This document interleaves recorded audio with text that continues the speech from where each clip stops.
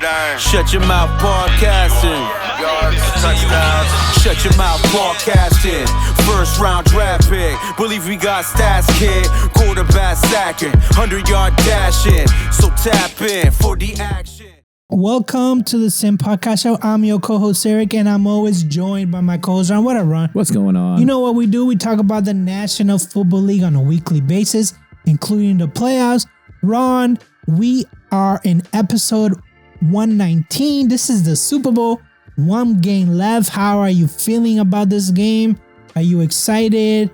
Are you like, it's two teams that you don't like? Well, like, where are you? Where are you right now? Honestly, like I'm at a point where like I'm not emotionally ready or invested at all for the Super Bowl.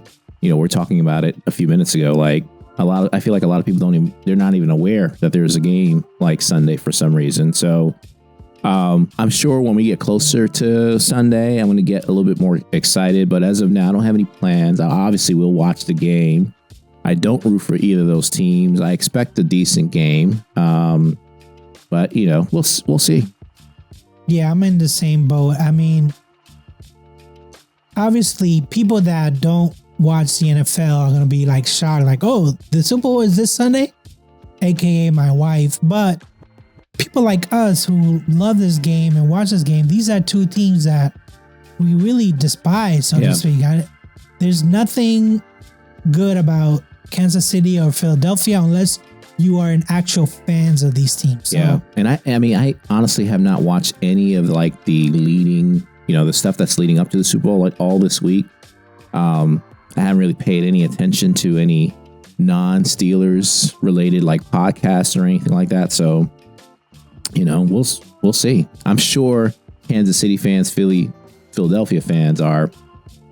Oh yeah, over the moon. I mean, over the moon. They're excited, I'm sure. I've seen so many tweets and videos and people posting in their gear. I'm like, I remember those days. It was only 5 years ago that we were there. Actually, 6 years ago now that we were there.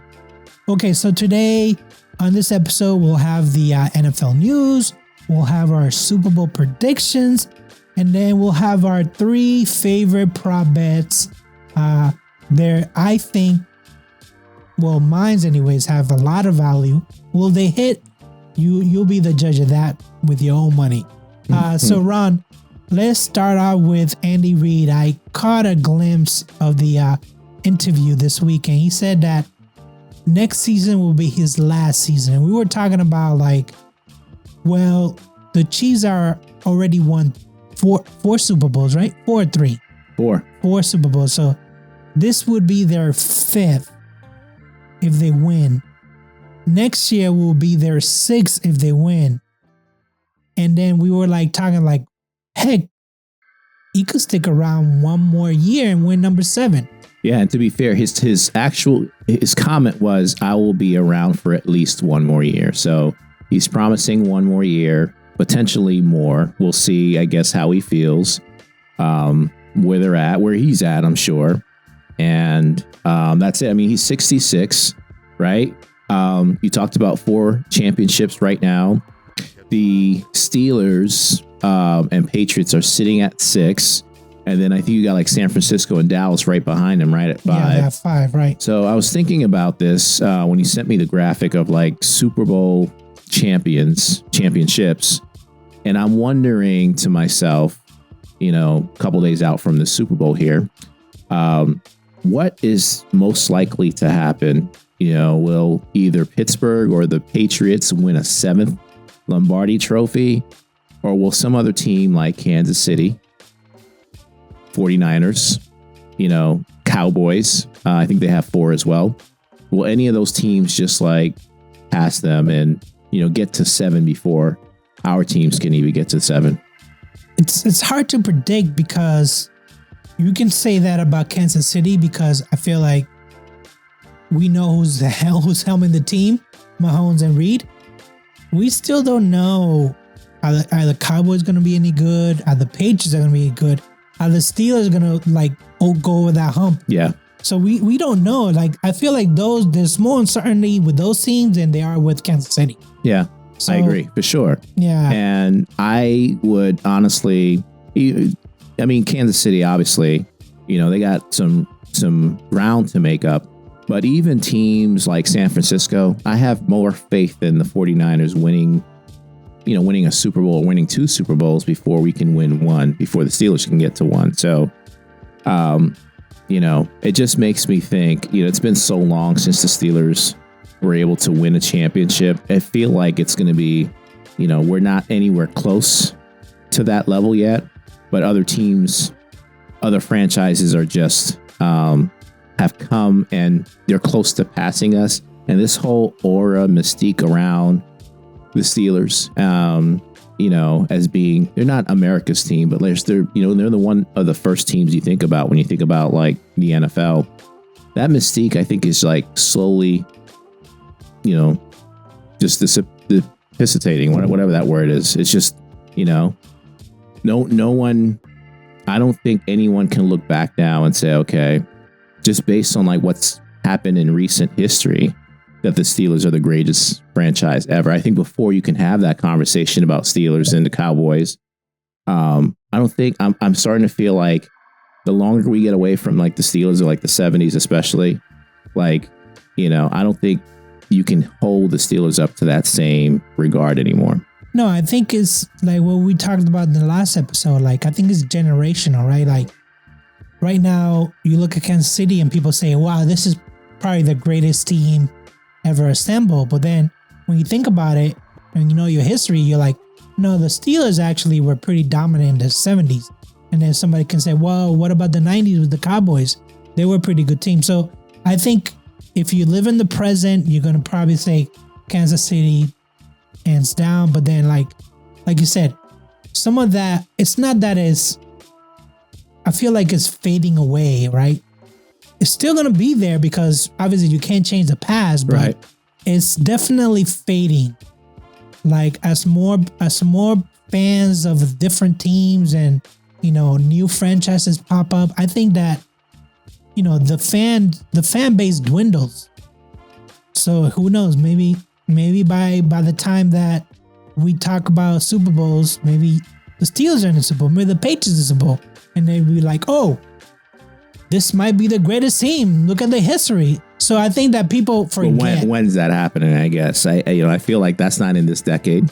I might be in my 60s before that happens again. I mean, hell, remember what I said? We're gonna continue this show until one of those things happen. And like you said, we could be in our like 50s, 60s, and be like, "Hey, welcome to the podcast." I'm your co-host, and it's like a lot of things can happen. So yeah, it's sad to think about it, but at the same time, like at least there's a little bit of hope. Yeah, a little bit of hope. Ron, the other thing in news, there's gonna be 1.39 billion bets this weekend because now that they made it legal, I saw like people like as young as like 15 putting bets. Because, they got their mother's or parents' password, blah, blah, blah. So it's like, it's now betting. It's betting now like just part of the sport. I think it's been part of the sport for a while. I think now that it's legal, it's just like widespread and more visible. Now I was thinking a lot about this. I feel like the floodgates are wide open and there's very little guards, to keep people from, gambling like their entire life away. Obviously, we see the commercials about like being safe, and I think the NFL has something about like gambling addiction and all this other stuff. But like, you can watch like the NFL shows like Good Morning Football or the Sunday Show, and they're promoting gambling. Yeah. ESPN is promoting gambling. They have a whole show on ESPN about betting and stuff like that. It's just so in our face. And I think I wonder, if we are like, if people in general, especially young adults, like you said, are mentally ready to be able to gamble responsibly. Look at it as doing something fun, but don't like commit to the point where you can't pay your mortgage or gas or something like that to get to because work or something I crazy do like that. believe that it is an addiction. And like I said, if you don't look at it as it's just entertainment, and you look at it as like, no, this is my way of life. Yeah. This is all I do is just gamble on sports. But so many people gamble. Like I've talked to people who I know that like sports, but then they tell me, yeah, I got some money on this. I'm like, you know, I would never have thought that you would put money on, you know, NFL or NBA or anything like that. You know, how do you know when it's like turns from like a little hobby, you know, controlled hobby to like a full blown addiction? I guess. How do people know, you know, when they have an issue? I mean, I've gone on YouTube and just put like sports betting, and the number of channels that come up, it's unbelievable. And they all say the same thing, like, my picks are the best. They're gonna guarantee to win, and if they don't win, it's a miracle. It's not meant to be. Yeah. So, anyways, we will have some bets at the end of the show anyways, but yeah, just be responsible with the betting. Exactly. Be responsible and know that, like, you know, we're betting, some people are winning, but at the end of the day, like, the casinos are winning, right? Yeah, the house. That's why the house wins, and that's why they're throwing all these commercials and ads, you know, at you, because they want more money. And I can only imagine, now that it's legal, like you said, how much more money the casinos, Vegas is making right now. Yeah, I know there's some states they put limitations on, but let's be honest, it doesn't. I mean, that they tried that with everything else and it didn't work out. So come on.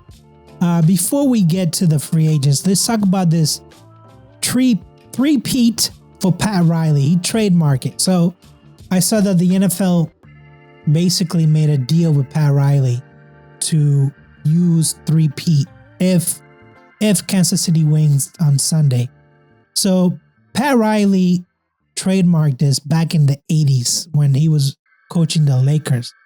And now every time a team threepeats, which doesn't happen often, I think the Bulls was the last team the Bulls and the New York Yankees was the last two teams that actually did a threepeat. But he got paid.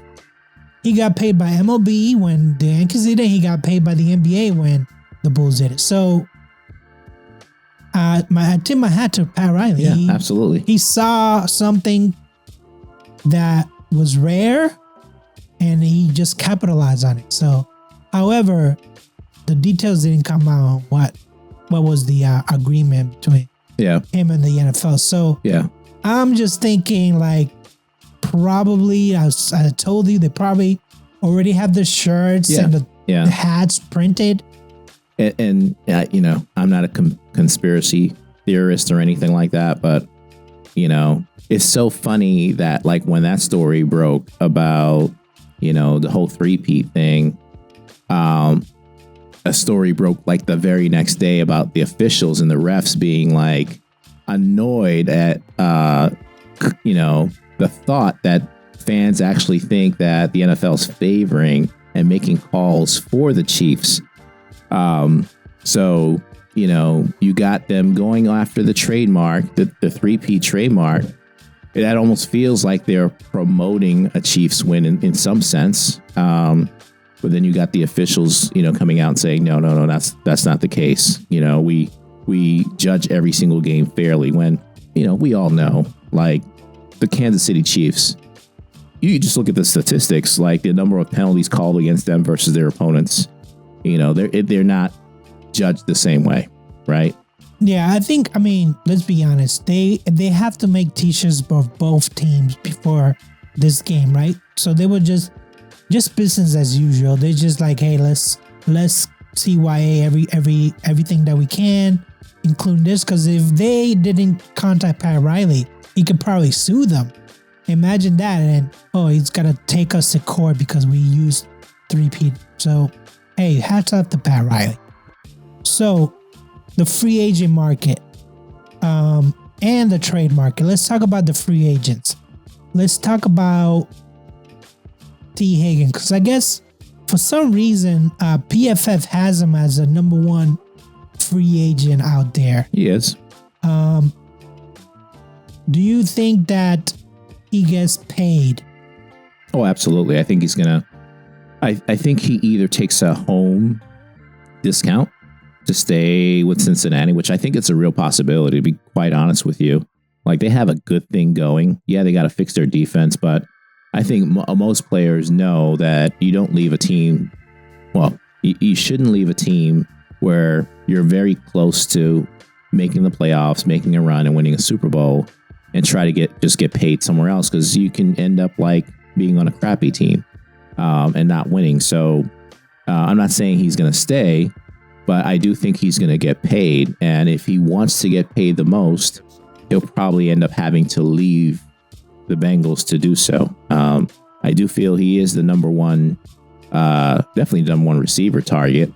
There's rumors and obviously noise about a lot of teams that would be interested in T. Higgins, including our teams, right? The Patriots and the Steelers. So, we'll see where he ends up. It wouldn't shock me, though, if he, ends up settling for a cheaper deal, let's say like 25 million to stay with Cincinnati. Because has Jamar Chase already gotten the extension or not yet? I don't know. I think he got one, but I don't know where he's at in terms of salary. The other wide receiver they have here is Chris Godwin. So do you think he leaves Tampa, or do you think he stays? I mean, he's another one too, and he most likely will end up staying. I think with both of these players, more so with Godwin, there's the injury piece. Both those players have. I don't know if they've played a full season like each of the last like three years. They I don't want to say call them injury prone, but they've had injuries, so. But I think both of them are gonna end up getting contracts north of 20 million for sure. Looking at Jamar Chase right now, he's earning, looks like his cap hit is at 21,816,000 right now. So he hasn't gotten the extension. So I don't see T. Higgins staying there, because then they would have to pay both of them. I know Cincinnati has money, but not that kind of money. I think one of them, they're probably gonna pay Chase and let T. Higgins walk. The other free agents they have here, I'm just gonna go to the top 5. So Godwin, T. Higgins, Khalil Mack is another free agent. Does he stay or does he go to somewhere else? I don't know. I mean, it's tough to say. I think he's on a good team. He may end up staying. It's up to the Chargers if they want to, pay him, or try to go younger. I don't see him necessarily leaving.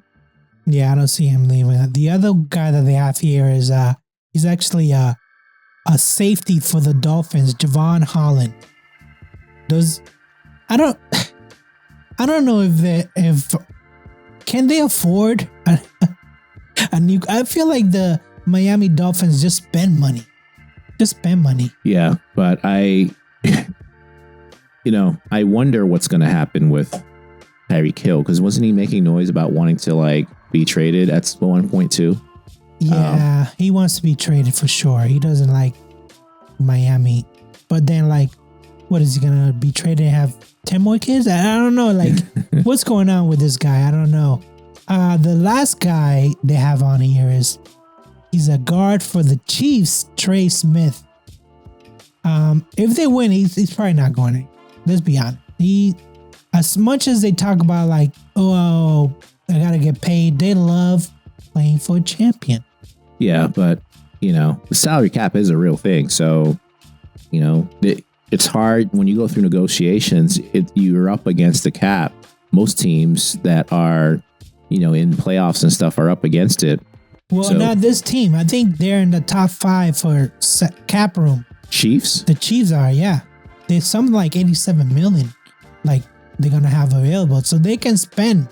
They're going to be able to spend. I think that they've been smart about it, because they've been drafting a lot of defensive players, and they've gone really cheap on wide receivers. Yeah. And they brought back Hunt, which was peanuts, basically. I think that, we're talking about 6-7 Super Bowls if they play it right. So I don't know. I don't know about this. If they win on Sunday, he's not going anywhere. They'll find.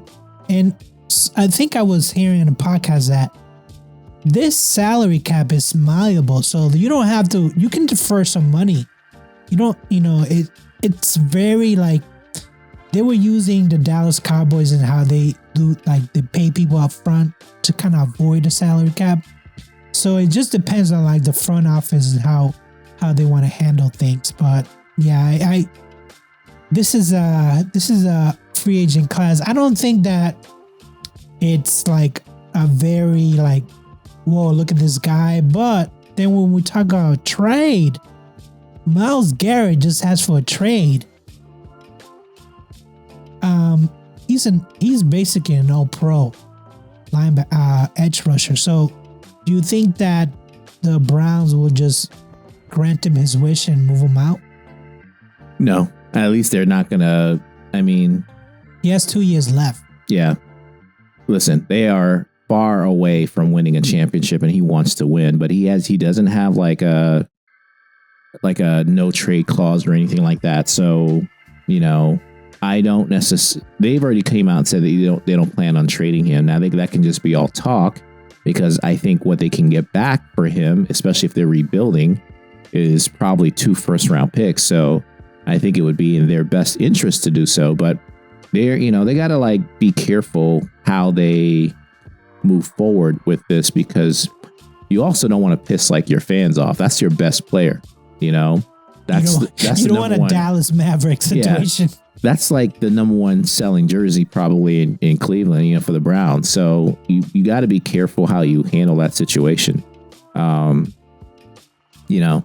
Will he end up being traded? We'll see. I think he wants to win, but he doesn't have a choice. As far as what team he gets moved to, that's going to be up to Cleveland if they decide to do so and what offers they get. But I don't blame him at the same time, because he's already dedicated I don't know how many years to them. And it hasn't worked. They don't have a franchise quarterback. They're stuck paying Watson like $45 million the next 2 years or something like that. So it's hard to rebuild your team when you have that contract. So they're in shambles right now, and it makes sense for him to move on at this point. Yeah, he got drafted in 2017, so he's been there 8 years already. Is he? How many more years is like prime Myles Garrett? 2? Probably 4 more years. So he requested a trade, but Cooper Kupp was told by the Rams, we're going to trade you. So because Cooper Kupp, he's got those injuries, right? He's a number of injuries as well. Each of the last 3 seasons as well. His contract is huge, and I don't know what it is off the top of my head, but it's a pretty significant contract that he had. I think that's the biggest thing. You're paying him all this money. He's not available, and he's not your number one anymore anyways. So yeah, he's beyond his prime, at least just based on his injury history. You don't think you'll ever get that guy back. So I can see why they would want to move on from him. Now he didn't agree with it. He wants to kind of stay, but they're not going to allow you to stay at that contract. So I don't know if something's going to end up being worked out. I doubt it. Yeah, I think he's going to have to either restructure his contract. You'll have to take a huge pay cut to stay there. Huge pay cut, or there's always option B, which is just dropping him. Just okay, we're out. Because NFL is the only league where that's allowed, where you can just say, oh, well, you know what? We're just going to drop you. Yeah, but you have to come back and still pay their salary. Whatever's guaranteed, you have to pay them. So the guarantee is usually paid up front.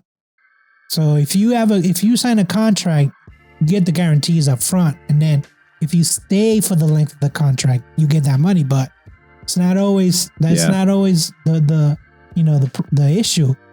And is there a team out there that's willing to take that contract? That's the problem, right? So I don't think there is. Now, if the Rams, they can take some of the costs. They can eat the cost of whatever the trade is, right? And they may be willing to do some of it, like 10 million, 15 million, whatever it is, and the other team picks up the rest. But that's the part, they're going to have to figure out how to negotiate. Plus, the draft pick, what's the right compensation to give back, because I don't know what Rams are looking for, but Kupp with his injury history, you're probably not getting anything more than like a 5th or 6th round pick at this point. Maybe even late, like maybe even a 6th or 7th round pick, to be honest with you. Yeah, and that's, that's up to the agent and the Rams and negotiating all that blah blah blah stuff. So so that's the NFL news for this episode. Let's go to the big game, Ron. Kansas City at Philadelphia. When I did this, the spread was 1.5. Is still 1.5? I am looking right now. It is 1.5. 48.5 is the over-under. Yeah, that's for over-under. Ron, what's your prediction for this game?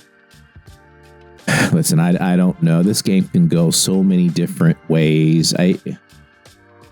It's hard for me to bet against Kansas City. Now, I can tell you right up front, I think Philadelphia has the better team.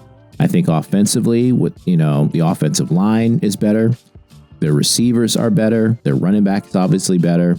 Having said that, the quarterback for Kansas City is better. On the defensive side, the defense for Philly is better. So, everything points to, for the most part, points to Philadelphia.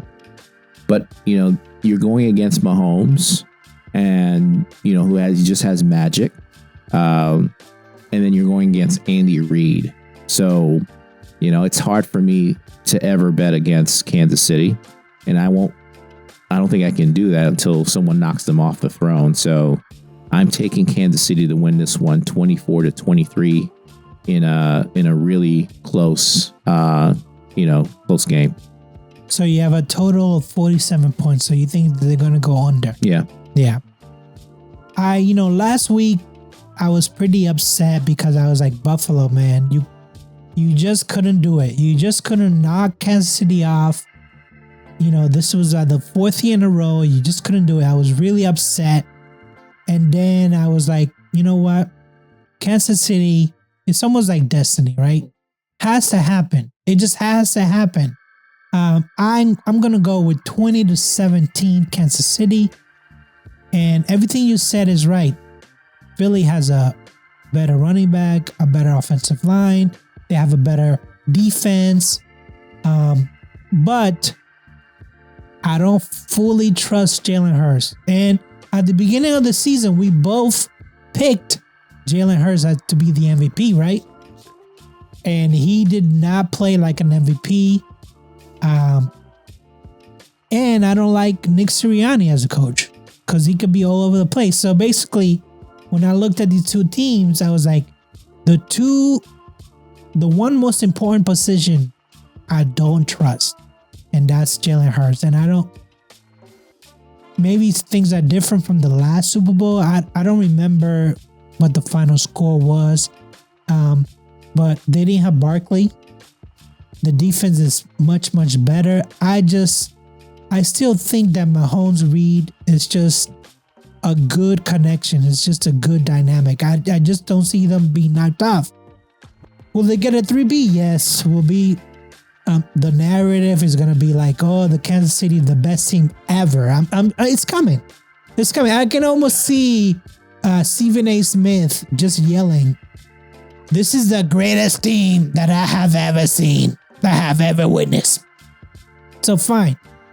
Give them all the roses. Give them all the flowers. It is Kansas City. I picked them to win, and I went under.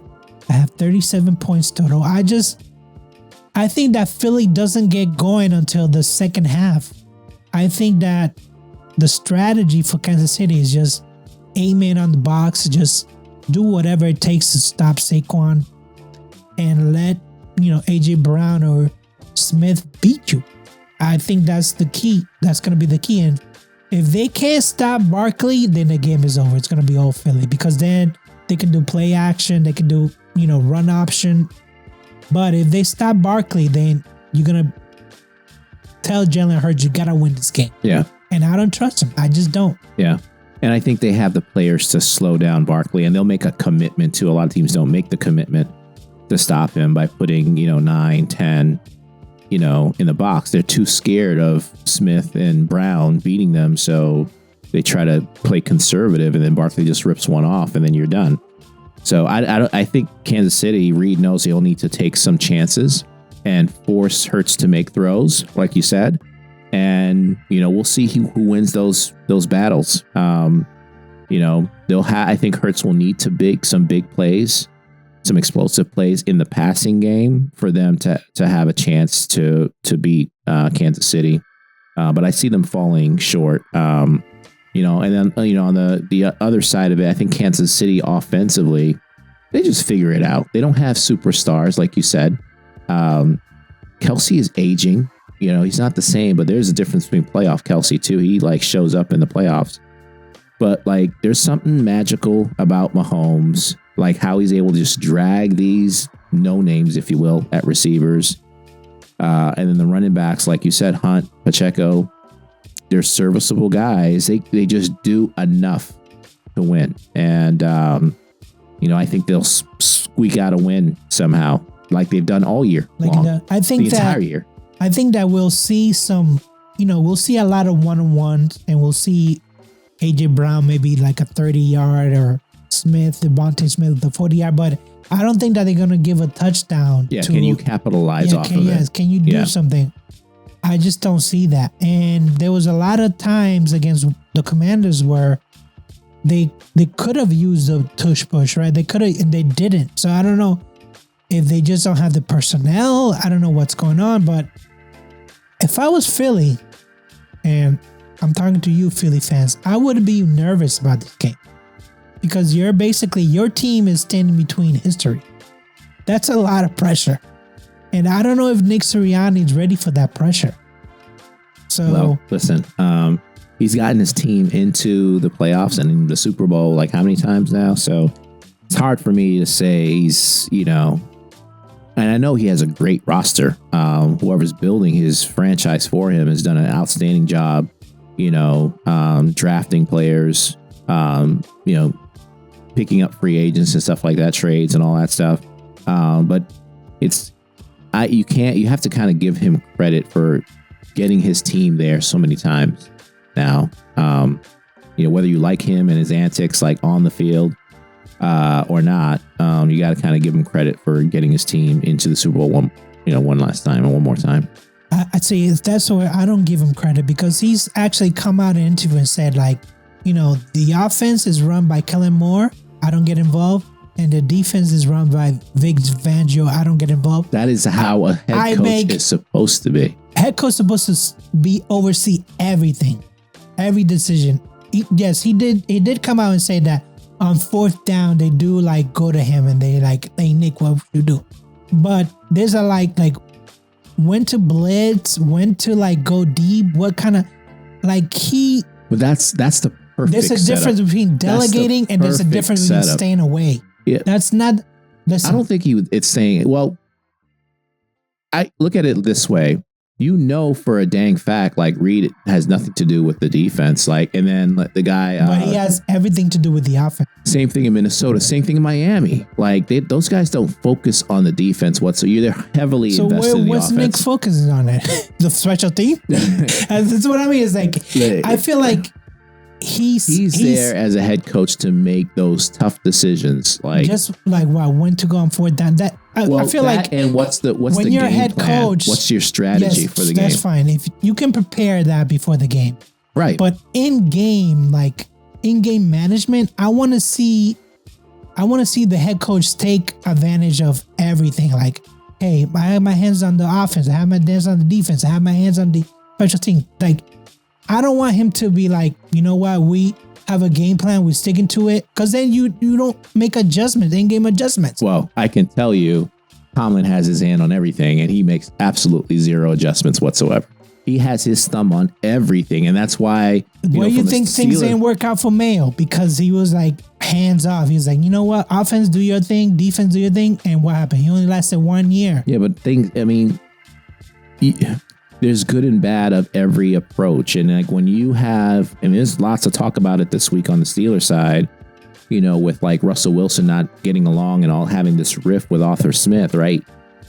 Wilson had that game against Cincinnati, throw for 400 yards. He was audibling 80% of the time. He was audibling out of the play call. And that's what made him have a good game. Well, the very next game, Smith went to him and say, we need to like dial it back, and like completely took that away from him, according to, what was reported. Now, I don't think it was necessarily Arthur Smith that said, hey, don't audible. We don't trust you, even though you're like a 15-year vet. I think it's more of Tomlin saying, hey, I don't want to win these games like 40 to whatever. We got to run the ball. Let's stick with it. Make sure he doesn't audible. He has to stick with the play call. I think is Tomlin having his thumb too far on the offense, which is something he doesn't really know about. I think he has his thumb on the defense, which he claims to be an expert about. But you saw how they gave up like 300 yards rushing against their defense. I think he holds coordinators back. I think Rooney. I think they hold their coordinators back when they're too involved in making those type of decisions. Why have coordinators if you're gonna call the play, or tell them what to do and micromanage? Why going back to, because the Steelers are ran different than the Philadelphia Eagles, right? The Eagles, they are as an organization, all they needed was somebody to helm the bus. We already put the bus together for you. All you have to do is helm the bus. With the Steelers, I feel like Mike Tomlin, like, no. I have to be involved in every decision that's made. This is a different type of management. All I'm saying is, do you trust this guy, Sirianni, to handle the bus that's already been in place there? Like, is he a trusty bus driver? And I'm saying, like, until he wins one, the jury's still out. Yeah, that's true. The jury's still out. I agree to that. But because Peterson won a Super Bowl with the Eagles. And like 2 years later, he was gone. So it's like, and not that the roster was still there, but the organization was like, you're not producing what we thought you would. And I'm going out on the limb, if Philly doesn't win this game, I can definitely see Sirianni out. No. Well, yes, it will be a disappointment because the roster's loaded for sure. I'm telling you, I know this organization. If you're not producing, and this will be his second Super Bowl that he didn't win. Well, you know what I can say? I wish we had those standards in Pittsburgh, because we go 8-9 years without a playoff win, and we seem to be completely comfortable with that without firing one coach, not even a head coach. We can't even fire any of the assistant coaches, the coordinators, nothing. We don't do anything. I wish we had those same standards as Philly does, if that's the case. Yeah, Philly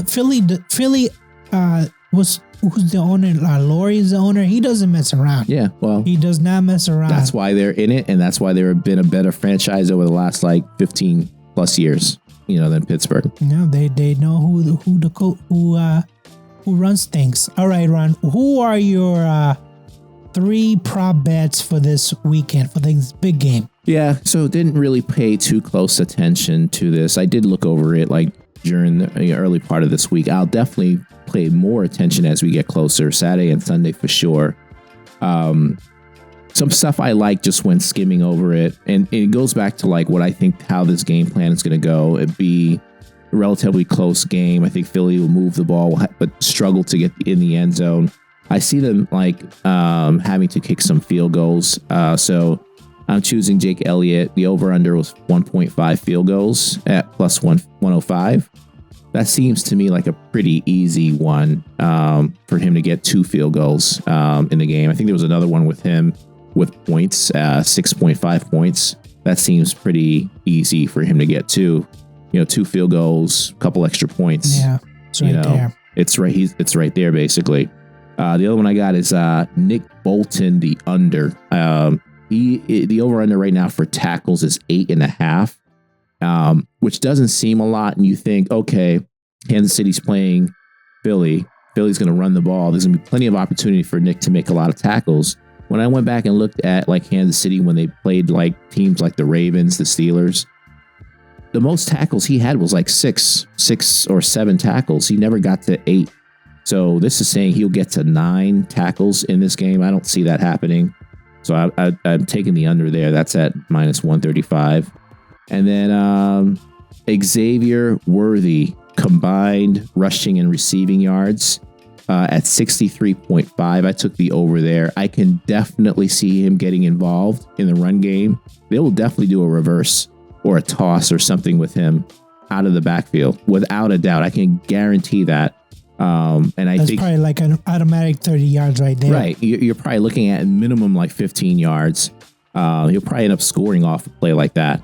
But I'm taking that 63.5 total yards. He'll get receiving yards as well. That's at -125. So those are my three, I think, safe bets. I'd say. Let me pull up like how much I put. I think I put $20 on those props. And I think the return was around 155 or something like that total. No, those are all good. Mine's are. I looked at the value of each one. So first quarter Hunt touchdown plus 600. So, and I'll be honest, I got killed in the playoff by doing this, but I feel good about Hunt having a touchdown in the first quarter. Juju, your boy, Schuster, 13.5 receiving yards over. It's plus 105. All he has to do is have one catch, and I think he but how many? What's his average for catches? One. Exactly. That's why it's plus. There's games where these receivers just absolutely disappear. That's why it's plus 105 because, hey, if he gets one catch, that'll be like his average. And then this is kind of a negative one, but I feel like maybe it could happen with his defense. Mahomes, one interception, the over is plus 100. So these are, I thought they were good values. Like I said, I already maxed out. I don't think I could do any more prop bets, but if you got the extra cash, do it. Do it. So Ron. Yeah. I'm just to go back to like the bets and stuff. I am definitely going to do a couple more. I think I have like $20 left for my spending. So I'm going to do something more risky for sure. I don't know what it is yet. Last year, just going back to last year, I ended up winning. What was that? I can't remember. Like $200, something like that. Off McCaffrey, right? Yeah, running back throwing a touchdown in the Super Bowl. So I ended up winning there. I just had a feeling, and these are the type of games when you get to the Super Bowl, it's like anything goes right. Right. So there's tons of trick plays. Like they're Especially opening up Reed. the playbook. Yeah, especially like someone like Reed. So stuff like that, like a non-quarterback throwing a touchdown, or something crazy happening. You can expect teams to go all out and make those type of plays because it's a Super Bowl. This is it. This is what you play for. So it's, but I'll take a look to see, what's out there for this year. And I'm sure I'll be more aggressive with these last like $20. Oh yeah. I'm sure there's so many. I think I saw one with, what's the tight end for the Philly? It was like plus 1,000 for him to get a touchdown. I was like, geez. That is crazy because he's actually been pretty good in this playoff. So I was surprised. Anyways, what I was going to say, Ron, I know you want Kansas City to win this game, but... I don't want Kansas City to win this game. You don't want Kansas City, but you predicted for him to a victory? Yeah.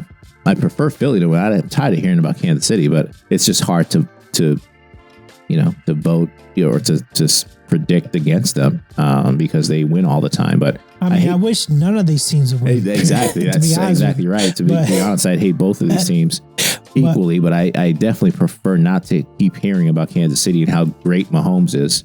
I would love not to hear that. But then at the same time, also worried. Imagine if Philly does win. You think Sirianni's annoying now? Can you imagine like how annoying he would be if he won a Super Bowl? How arrogant he would be on the sidelines if he ends up winning one. Oh boy. Yeah. Oh boy. Please don't let that happen. Actually, I don't know. Would I take annoying Sirianni over 1,000 stories about like how great Mahomes of all time? Is? I think I would take Sirianni. Because that's gonna be like temporary. Yeah. Mahomes could be like for a long, long time. So you like Philly, but in your heart it's Philly, but in your head, Kansas City's probably gonna pull this one out. Yeah. I feel the same way. I feel like Andy Reid, he's gonna go out guns blazing. Like you said, this is a Super Bowl. Trick plays are gonna be like all over the place. I think I've seen Kansas City run trick plays. I haven't seen Philly run trick plays. No. Outside of they'll do they've done Screens, stupid stuff like right? they'll do a fake tush push, end up throwing downfield or something like that. I haven't seen anything too exotic from Philly yet, but give a team 2 weeks to plan. They'll come up with something. It might be something on special teams, like a fake punt or, something like that. So we'll see. Oh man. Listen, I don't know how I feel about this game, watching this game. I don't know who to root for. I can't root for neither of these teams. Yeah. I can't physically cannot see them. Even if Philly scores or Philly's up and winning, I can't physically put my hands together and be go team go. So I don't know how I feel. So next week we'll have our post Super Bowl wrap up. We'll have our season wrap up. It'll be episode 120. And then we're off the air for till April, right? Yeah, so we need to figure that out. There's free agency, which lasts a long time. There's the draft that won't happen until because free agent opens in March, and then the draft is in late April, right? Yeah. Okay, mid to late April. Yeah, so we'll open season 5 with the pre-draft, free agent roundup, and then we'll do our post-draft. Yeah. So that'll be episode 121, 122. And then we don't record again until August. So we'll have, May, June, July to basically off. Yeah. Yeah. So it's sad, but hey, every year, this is where it ends. Like clockwork. Like clockwork. So, so next week, listen, put in, and then we'll say our thank you. We'll say our goodbyes, and we'll see what our teams are doing. Yeah, I'm very excited what my team is doing. So I'm very excited. I want to see what the draft process goes, but I'm very excited for the Mike Bravel era. Yeah, it's here. It's here. It's here. All right, Ron, you want to say any last words? No, man. Enjoy the Super Bowl. Stay safe. Don't drink and drive. Let's watch the games, be entertained by the games and the halftime. Who's performing? Is it Kendrick Lamar? Yeah, Kendrick Lamar. Yeah. And this is not a coincidence. I was looking up concert tickets, and who's on tour this year? Kendrick Lamar. So I was like, okay, well. Oh yeah, this is the one in New Orleans, and Lil Wayne never got invited, right? Well, he cried or something. I don't know. He was. Yeah, I saw a interview. He was crying that he get invited. I was that's kind of messed up though. But he hasn't had a hit in 10 years. Yeah, we still. might as well just invite the whole crew. The whole. What's his name?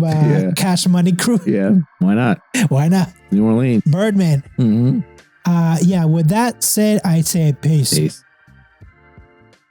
All right, that's it, guys. That's the end of the show. Thanks so much for all your support and listening today. If you got any questions, comments, feedback, feel free to email us at simsportsmedia@gmail.com. That's SYMSPORTSMEDIA@gmail.com. Peace.